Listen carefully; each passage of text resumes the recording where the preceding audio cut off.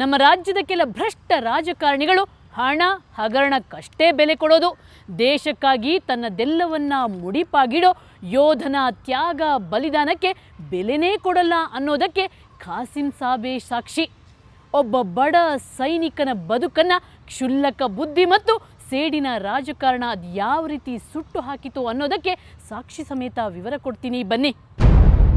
ಮಾಜಿ ಯೋಧ ಖಾಸಿಂ ಸಾಬ್ ಜಮೀನು ಹಿಂದಕ್ಕೆ ಪಡೆಯುವ ಹೊಸಕೋಟೆ ತಹಶೀಲ್ದಾರ್ ನಿರ್ಧಾರದ ಹಿಂದೆ ಭಾರೀ ಹುನ್ನಾರ ಹೊಂದಿತ್ತು. ಭ್ರಷ್ಟರು ಪ್ರತಿಷ್ಠಿತರೆಲ್ಲ ಸೇರಿ ಮಾಜಿ ಯೋಧನನ್ನ ಮುಗಿಸುವ ಷಡ್ಯಂತ್ರ ನಡೆಸಿದ್ರು.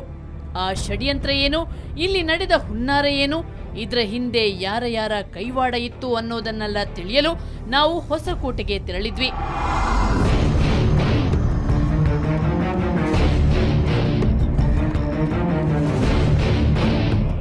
ಅಲ್ಲಿ ಒಂದಿಷ್ಟು ಮಂದಿಯ ಜೊತೆ ಮಾತನಾಡಿದ್ವಿ, ದಾಖಲೆಗಳನ್ನ ಹುಡುಕಾಡಿದ್ವಿ, ತಡಕಾಡಿದ್ವಿ.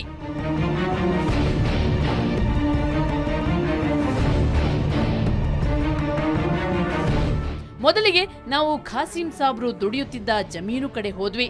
ಅಲ್ಲಿ ನಮಗೆ ಅಚ್ಚರಿ ಕಾದಿತ್ತು. ಮಾಜಿ ಯೋಧನ ಜಮೀನು ಬಡಾವಣೆಯಾಗಿ ಬದಲಾವಣೆಯಾಗಿದೆ. ಅಲ್ಲಿನ ಮಕ್ಕಳಲ್ಲಿ ದೊಡ್ಡವರಲ್ಲಿ ಈ ಬಡಾವಣೆಗೆ ಏನಂತಾರೆ ಅಂತ ಕೇಳಿದ್ವಿ. ಆಗ ಅವರು ಕೊಟ್ಟ ಉತ್ತರ ಕೇಳಿ. ಏನ್ ಹೇಳ್ತಾರೆ ಈ ಬಡಾವಣೆಗೆ? ಬಚ್ಚೇಗೌಡ ಬಡಾವಣೆ. ಬಚ್ಚೇಗೌಡ ಬಡಾವಣೆ. ಬಚ್ಚೇಗೌಡ ಬಡಾವಣೆ. ಬಚ್ಚೇಗೌಡ ಬಡಾವಣೆ. ಈ ಬಚ್ಚೇಗೌಡ ಬಡಾವಣೆ. ಇದು ಬಚ್ಚೇಗೌಡ ಬಡಾವಣೆ ಅಂತ ಹೇಳ್ತಾರೆ. ಆ ಬಡಾವಣೆಯಲ್ಲಿ ಓಡಾಡಿದಾಗ ನಮ್ಗೊಂದು ಬೋರ್ಡ್ ಕಾಣಿಸಿತು. ಅದರಲ್ಲಿ ಇದು ಬಚ್ಚೇಗೌಡ ಬಡಾವಣೆ ಅಂತ ಬರೆದಿತ್ತು.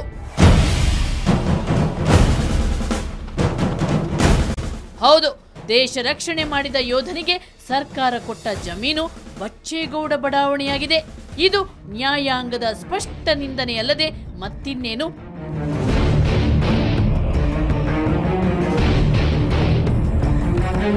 ಅಲ್ಲಿನ ಮಂದಿಯನ್ನು ಮಾತನಾಡಿಸಿದಾಗ್ಲೂ ಅವರು ಹೇಳಿದ್ದೇನು ಗೊತ್ತಾ? ಸ್ವತಃ ಬಚ್ಚೇಗೌಡ್ರೆ ಬಂದು ತಮಗೆ ಹಕ್ಕುಪತ್ರ ವಿತರಿಸಿದ್ರು ಅಂತ. ಒಂದೇ ಒಂದು ದಿವಸದಲ್ಲಿ ಕಂಬಗಳು ಅದೆಲ್ಲ ಕರೆಂಟು ಎಲ್ಲ ವ್ಯವಸ್ಥೆ ಮಾಡಿದ್ರು ಅವರು. ಬಚ್ಚೇಗೌಡರು ಕೊಟ್ಟಿದ್ದು ಅಂತ ಹೇಳ್ತಾರೆ. ಆವಾಗ ಕಾಂಗ್ರೆಸ್ ಗೆದ್ದಿತ್ತು ಅಂತಾರೆ. ಹಾಗಾದ್ರೆ ಹೊಸಕೋಟೆ ತಹಶೀಲ್ದಾರ್ ಆದೇಶದ ಬಳಿಕ ಅಲ್ಲಿ ನಡೆದದ್ದಾದ್ರೂ ಏನು? ಖಾಸಿಂ ಸಾಬ್ ಜಮೀನಿನಲ್ಲಿ ಸೇಡಿನ ಉರಿ, ಆಶ್ರಯ ಮನೆಗಳಿಗೆ ಯೋಧನ ಭೂಮಿ, ಸುಟ್ಟು ಹೋಯ್ತು ಸೇನಾನಿ ಬದುಕು. 1990ರ ವೇಳೆ ಆಗ ಹೊಸಕೋಟೆಗೆ ಕಾಂಗ್ರೆಸ್ನ ಚಿಕ್ಕೇಗೌಡರು ಶಾಸಕ, ಜೊತೆಗೆ ಸಚಿವ. ಖಾಸಿಂ ಸಾಬ್ ಜಮೀನಿನಲ್ಲಿ ಇನ್ನೂ ಬೆಳೆ ಹಸಿರಾಗಿಯೇ ಇತ್ತು. ಇದ್ಯಾವುದು ಅಂದಿನ ಶಾಸಕರಿಗೆ ಮತ್ತು ಅವರ ಬೆಂಬಲಿಗರಿಗೆ ಕಾಣಿಸಲೇ ಇಲ್ಲ. ಅವರಿಗೆ ಕಂಡಿದ್ದು ಬರೀ ಸೇಡಿನ ಕಿಡಿ. ಒಬ್ಬ ಅಲ್ಪಸಂಖ್ಯಾತನಿಗೆ ಜಮೀನು ನೀಡಬಾರದೆಂಬ ದುರುದ್ದೇಶ. ಅದಕ್ಕಾಗಿಯೇ ಅವರು ಖಾಸಿಂ ಸಾಬ್ ಜಮೀನು ಮಂಜೂರಾತಿಗೆ ಸಲ್ಲಿಸಿದ ಅರ್ಜಿಯನ್ನ ರದ್ದುಪಡಿಸಿದ್ರು. 30 ವರ್ಷದಿಂದ ವ್ಯವಸಾಯ ಮಾಡ್ಕೊಂಡ್ಬಂದ್ರೆ ವ್ಯವಸಾಯ ಮಾಡ್ಕೊಂಬರ್ತಾ ಇದ್ವಿ. ಈ ಪಾಲಿಟಿಕ್ಸು ಬಂದ್ಬಿಟ್ಟು ನಿಮ್ಮದೇನು ಇಲ್ಲ, ನೀವು ಸುಮ್ಮನೆ ಮಾಡ್ಕೊಂಡಿರೋದು ಅಂತ ಹೇಳ್ಬಿಟ್ಟು ಏಕಾಏಕಿ ಬಂದು ಬೆಳೆ ಇರೋ ಬೆಳೆಯಲ್ಲಿ ಪಾಯ ಆಗಕ್ಕೆ ಶುರು ಮಾಡಿಬಿಟ್ಟು ರಾತ್ರೋರಾತ್ರಿ ಖಾಸಿಂ ಸಾಬ್ ಬೆಳೆದ ಬೆಳೆಗಳನ್ನ ಶಾಸಕರ ಚೇಲಾಗಳು ನಾಶ ಮಾಡಿ ಅಟ್ಟಹಾಸಗೈದ್ರು. ಆ ಜಮೀನೊಳಗೆ ಬರ್ಕೂಡ್ದು ಅಂತ ನಾವು 30 ವರ್ಷದಿಂದ ಬೆಳ್ಕೊಂಡು ತಿಂತಾ ಇದ್ವಿ. ಹೊಲ ಕೊಯ್ದು ಕುಪ್ಪೆ ಹಾಕ್ಬಿಟ್ಟು ಅವರೇ ಗಿಡ ಇತ್ತು, ಬಂದಿದ್ದೆ ಎಲ್ಲನೂ ಅಗದು ಮಾಡಿ ಫಜೀತಿ ಮಾಡಿ ನಮ್ಮ ಕೊಯ್ದು ಬೊಯ್ದು. ಅವರನ್ನು ತಡೆಯಲು ಹೋದ ಖಾಸಿಂ ಸಾಬ್ ಮತ್ತು ಅವರ ಮಕ್ಕಳ ಮೇಲೆ ಮಾರಣಾಂತಿಕ ಹಲ್ಲೆ ನಡೆಸಿದ್ರು. ಆಗ ನಾವು ಹೋದಾಗ ನಮ್ಮನ್ನು ಹೊಡೆಯೋದು ಬಡಿಯೋದು ಮತ್ತು ಅವಾಚ್ಯ ಶಬ್ದಗಳಿಂದ ಬೈದು ನಮ್ಮನ್ನು ಅಟ್ಕಟ್ಬಿಟ್ರು.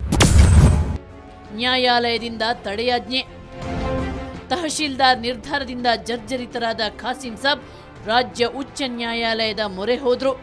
ನ್ಯಾಯಾಲಯ ತಹಶೀಲ್ದಾರ್ ನಿರ್ಧಾರಕ್ಕೆ ತಡೆಯಾಜ್ಞೆ ನೀಡಿತು.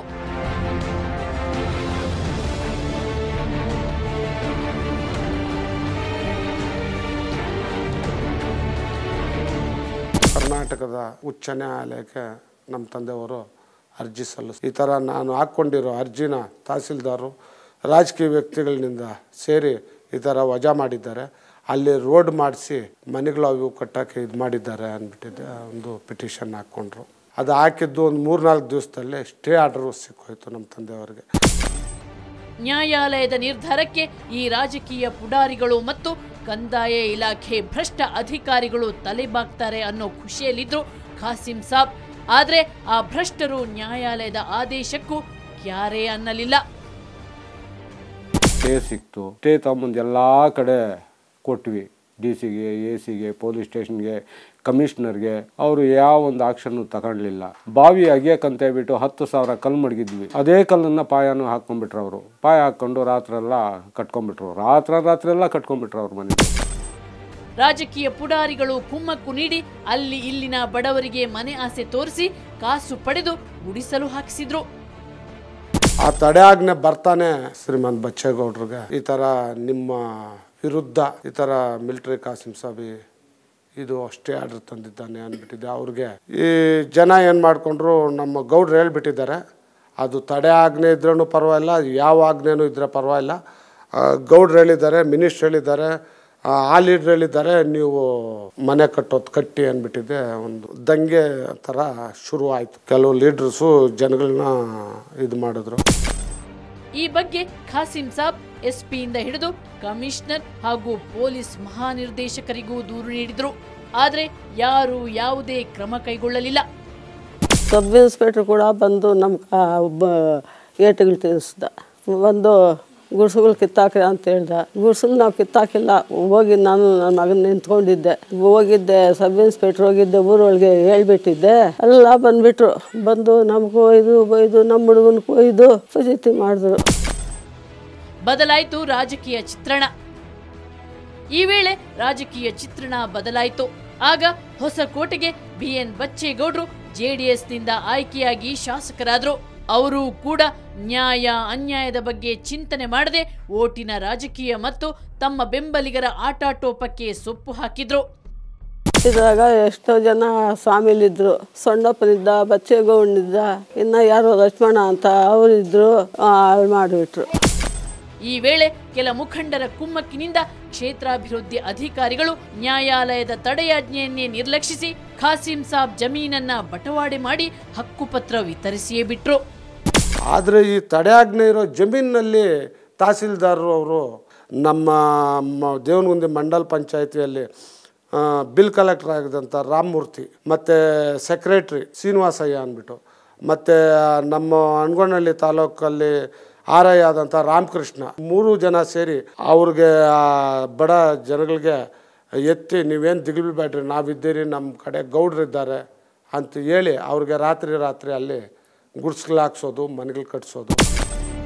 ಖಾಸಿಂ ಸಾಬ್ರು ಯಾರ ಬಳಿ ಬೇಡಿದ್ರೂ ನ್ಯಾಯ ಸಿಗಲಿಲ್ಲ. ಇವರನ್ನ ಜಮೀನು ಬಳಿ ಸುಳಿಯಲು ಬಿಡಲಿಲ್ಲ ರಾಜಕೀಯ ಗೂಂಡಾಗಳು. ಭ್ರಷ್ಟರ ಅಟ್ಟಹಾಸದಿಂದ ಮಾಜಿ ಸೈನಿಕನ ಕುಟುಂಬ ಕಂಗಾಲಾಗಿ ಹೋಯಿತು. ಖಾಸಿಂ ಸಾಬ್ ಈ ಭ್ರಷ್ಟರ ವಿರುದ್ಧ ನ್ಯಾಯಾಲಯದಲ್ಲಿ ಹೋರಾಟ ನಡೆಸಿದ್ರ? ಅಲ್ಲಿ ಅವರಿಗೆ ನ್ಯಾಯ ಸಿಕ್ತಾ ಅಥವಾ ಅಲ್ಲೂ ಮೋಸ ಆಯ್ತಾ? ನಮ್ಮ ತಂದೆ ಅಂತೂ ತುಂಬ ಇದಕ್ಕೆ ತುಂಬ ನೋವು ತಿನ್ಬಿಟ್ಟು ಕೈ ಕಾಲೆಲ್ಲ ಬಿದ್ದೋಗ್ಬಿಡ್ತು. ಅವ್ರಿಗೆ ಎದ್ದೊಳಕ್ಕಾಗ್ತಾ ಇರಲಿಲ್ಲ. ಕಡೆಯಲ್ಲಿ ಅವರು ಕಡೆ ಉಸಿರು ಹೇಳ್ಬಿಟ್ರು.